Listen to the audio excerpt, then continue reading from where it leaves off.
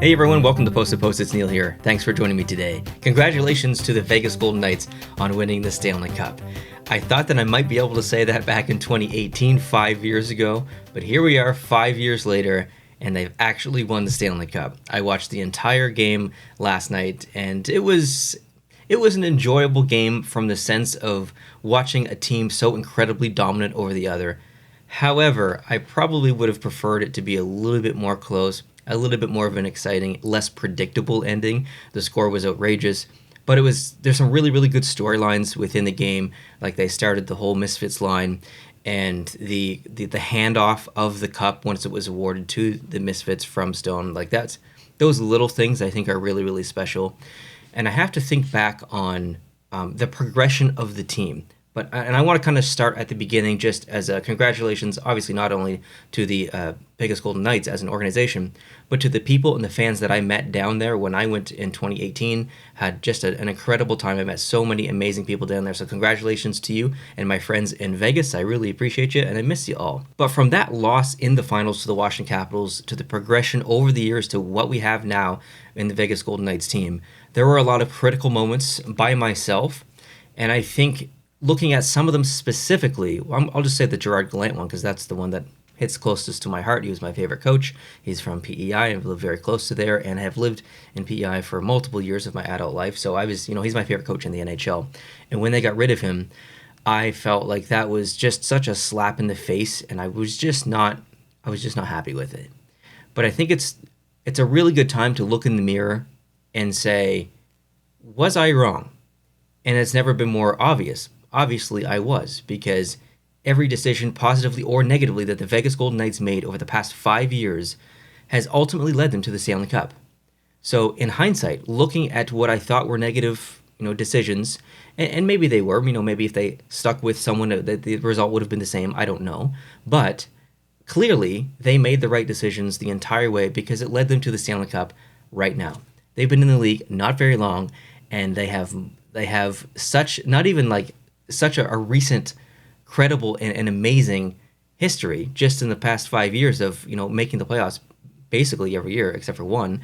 But also, this team's not in bad condition. Like, for the next 5 years, this team's probably going to be pretty good. And I like the little storylines as well, like Hill coming in. They've been through so many goalies in the franchise in the last 5 years. It's just wild. But I really like a lot of players on the team, and I'm so happy for the city. They deserve a very, very packed, eventful, and wonderful Stanley Cup parade. I wish I could go. I cannot. I can't. Number one, I can't afford it. Number two, it's going to happen too soon for me to take off work. But I'm happy that they won. I'm disappointed that Florida didn't put up more of a fight, and I really felt like Vegas was on top of their game. They were going to play well regardless of how Florida played. But Florida, I felt like, dropped the ball on their own foot. Like, they were very undisciplined. They didn't seem to be too great defensively like they were in some of the other series. It was almost like an internal struggle emotionally for them. They couldn't contain their tempers. They were taking bad penalties. I don't know. It was very frustrating, actually, to watch. If I'm going to watch a Stanley Cup final series, I want it to go 6 games minimum. 7 games would be great. And I'll be honest, and I tweeted about this last night, I lost interest in this series, not necessarily for the product on the ice by the Florida Panthers. That's, I guess, part of it, or another reason. But the main reason was the time between games. I like the 2-day schedule.